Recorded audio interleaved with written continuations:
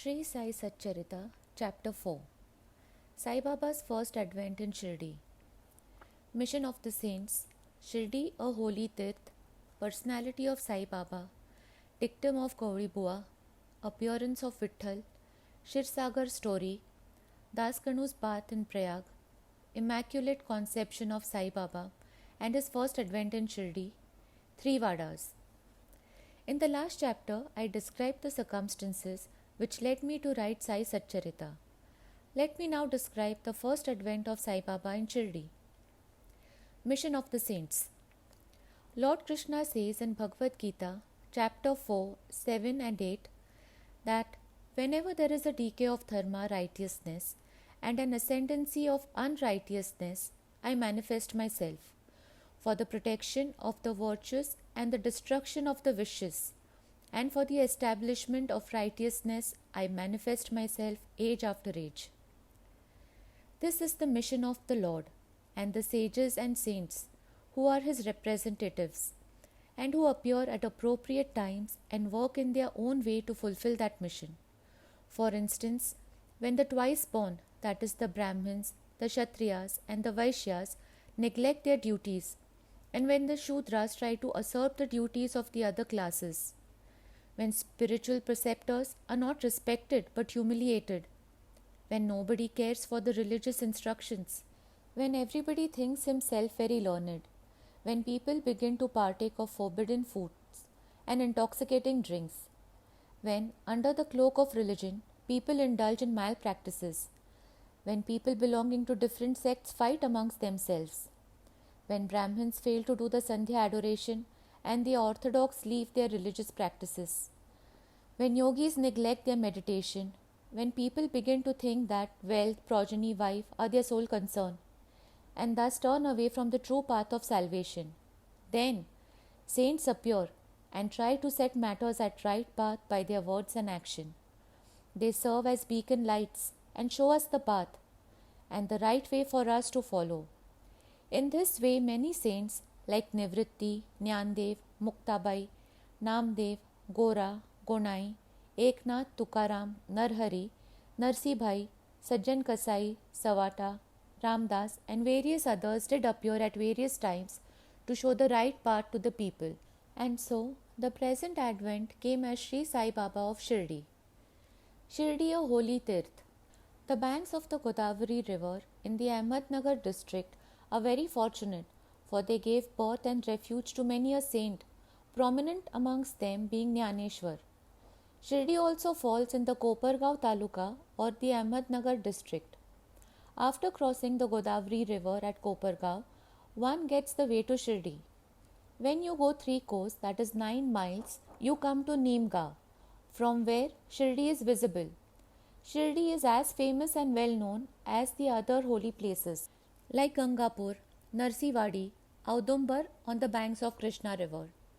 As the devotee Damoji flourished, the blessed Mangalwada near Pandharpur, as Samarth Ramdas at Sajjangad, as Sri Narsi Saraswati at Saraswati Wadi, so Sainath flourished at Shirdi and blessed it. Personality of Sai Baba. It is on account of Sri Sai Baba that Shirdi grew into importance. Let us see what sort of a personage Sai Baba was. He conquered this sansar, worldly existence, which is very difficult and hard to cross. Peace or mental calm was his ornament, and he was the repository of wisdom. He was the home of Vaishnava devotees, most generous, like Karna amongst all, the quintessence of all essences.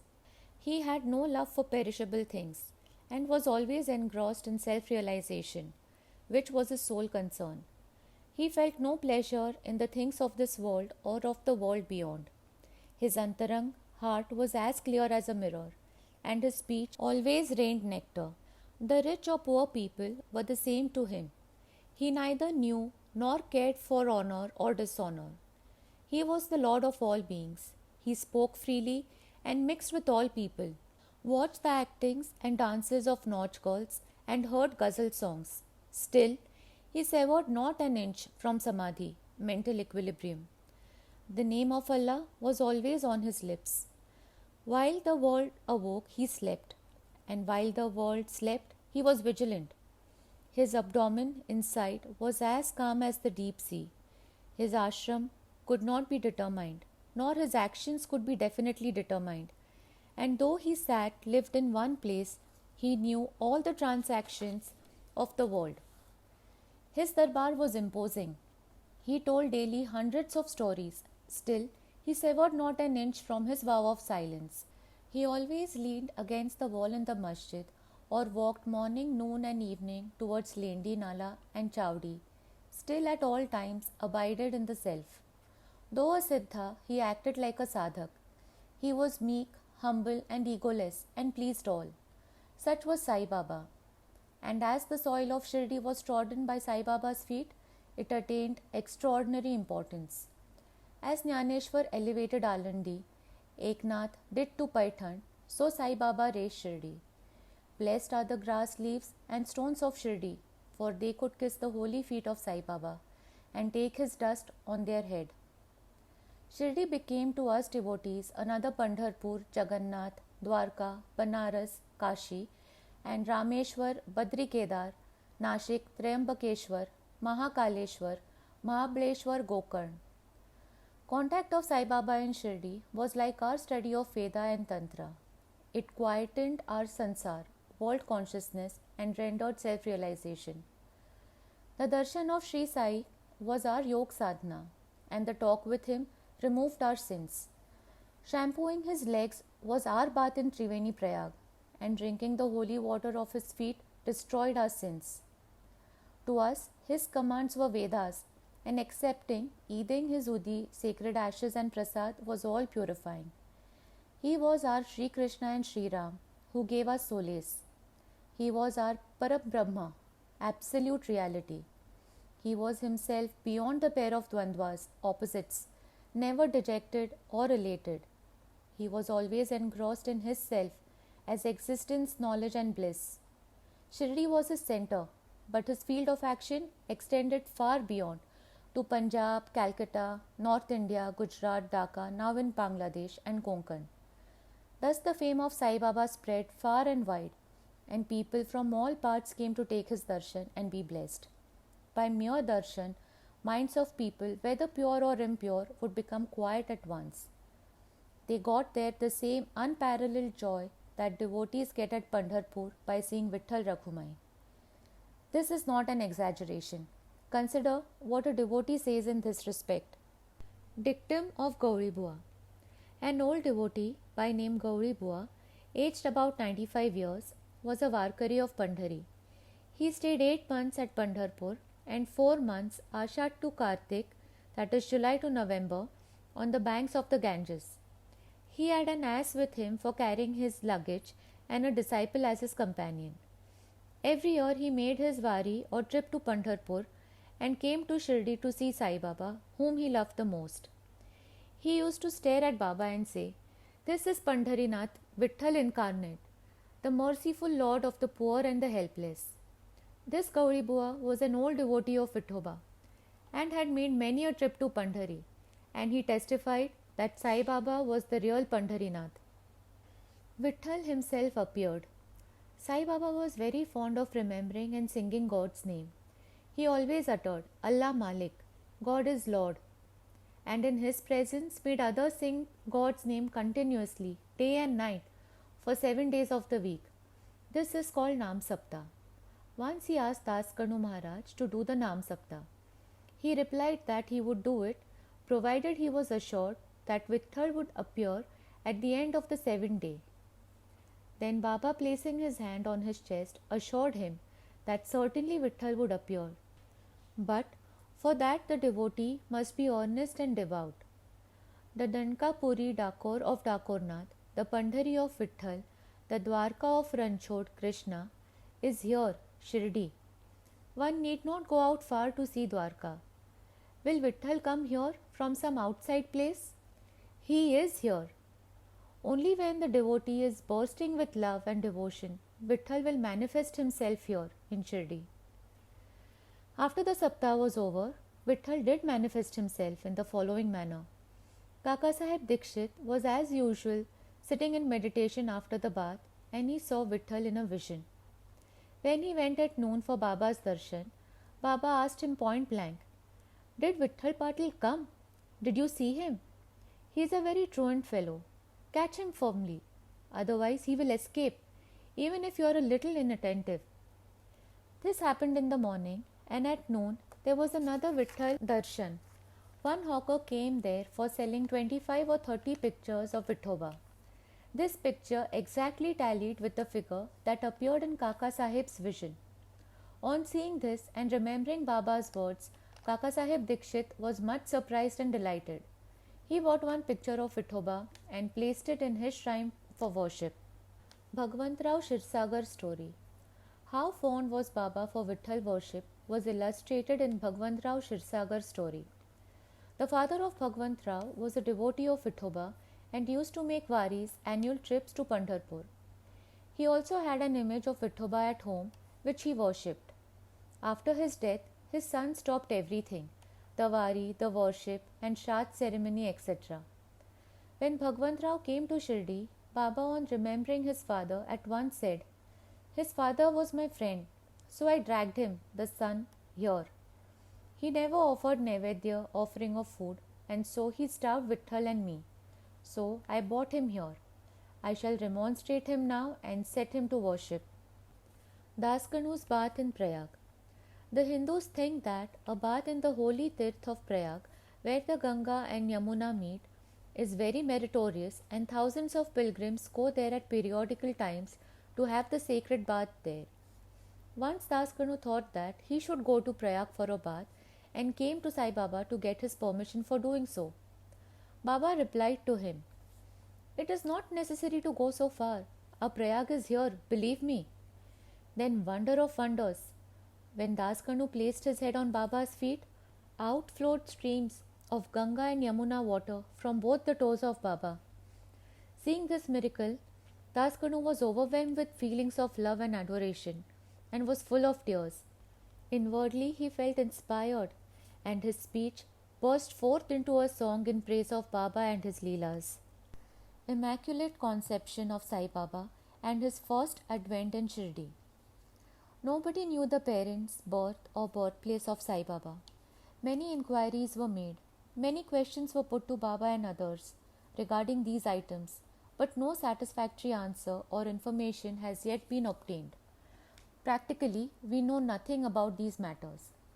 Namdev and Kabir were not born like ordinary mortals. They were found as infants in mother of pearls. Namdev being found on the bank of Bhimarathi river Gonai and Kabir on the bank of Bhagirathi river by Tamal. Similar was the case with Sai Baba. He first manifested himself as a young lad of 16 years under a neem tree in Shirdi for the sake of bhaktas. Even then, he seemed to be full of knowledge of Brahma. He had no desire for worldly objects even in dream. He kicked out Maya, and Mukti, deliverance, was serving at his feet. One old woman of Shirdi, the mother of Nana Chopdar, described him thus: "This young lad, fair, smart, and very handsome, was first seen under the neem tree, seated in an asan. The people of the village were wonderstruck to see such a young lad practicing hard penance, not minding heat and cold. By day he associated with none. By night he was afraid of nobody. People were wondering and asking, whence this young chap has turned up. His form and features were so beautiful that a mere look endeared him to all. He went to nobody's door, always sat near the neem tree. Outwardly he looked very young, but by his action he was really a great soul. He was the embodiment of dispassion and was an enigma to all. One day it so happened that God Khandoba possessed a body of some devotee, and some people began to ask him, 'Deva, God, you please inquire, what blessed father's son is this lad, and whence did he come?' God Khandoba asked them to bring a pickaxe and dig in a particular place. When it was dug, bricks were found underneath a flat stone. When the stone was removed, a corridor was seen in which 4 samais lights were burning. The corridor led to a cellar where cow-mouthed shaped structures, wooden boards, rosaries were seen. Khandoba said, "This lad practiced penance here for 12 years. Then the people began to question the lad about this. He put them off the scene by telling them that this was his Guru's place, his holy Vatan, and requested them to guard this well. The people then closed the corridor as before. As Ashwatha and Audumbar trees are held sacred, Baba regarded this neem tree equally sacred and loved it the most. Malsapati and other Shirdi devotees regard this site as the resting place, Samadhi Sthan of Baba's Guru, and prostrate before it. 3 Vadas. 1. The site with the neem tree and surrounding space was bought by Mr. Hari Vinayak Sathe, and on this site a big building style Sathe's Vada was erected. This Vada was the sole resting place for pilgrims who flocked there. A par, that is platform, was built around the neem tree and lofts with steps were constructed. Under the steps there is a niche facing south and the devotees sit on the par platform facing north. It is believed that he who burns incense there on Thursday and Friday evenings will by God's grace be happy. This Vada was old and dilapidated and needed repairs. The necessary repairs, additions and alterations have been made now by the Sansthan. Second, then after some years, another Vada, Dikshit's Vada, was constructed. Kaka Sahib Dikshit, solicitor of Mumbai, had gone to England. He had injured his leg in an accident there. The injury could not be got rid of by any means. Nana Sahib Chandorkar advised him to see Sai Baba. So, he went to Sai Baba in 1909 and requested him to cure the lameness of his mind rather than that of his leg. He was so much pleased with the darshan of Sai Baba that he decided to reside in Shirdi. So, he built a Vada for himself and other devotees. The foundation of this building was laid on 10th December 1910. On this day, 2 other important events took place. 1. Mr. Dada Saheb Khaparde was given permission to return home, and 2. The night aarti at the Chowdi was started. The Vada was completed and was inhabited on the Ram Navami day in 1911 with due rites and formalities. Third, then another Vada or palatial mansion was put up by the famous millionaire Mr. Booty of Nagpur. Lots of money was spent on this building, but all the amount was well utilized as Sai Baba's body is resting in this Vada, which is now called the Samadhi Mandir. The site of this mandir formerly had a garden which was watered and looked after by Baba. 3 Vadas thus came up, where there was none formerly. Of these, Sathe's Vada was the most useful to all in the early days. The story of the garden, which was attended by Sai Baba, with the help of Vaman Tatya, the temporary absence of Sai Baba from Shirdi and his coming again to Shirdi with the marriage party of Chand Patil, the company of Devidas, Janki Das and Gangagir, Baba's wrestling match with Mohiddin Tamboli, residing in Masjid, love of Mr. Dengle and other devotees, and other incidents will be described in the next chapter. Bow to Sri Sai, peace be to all.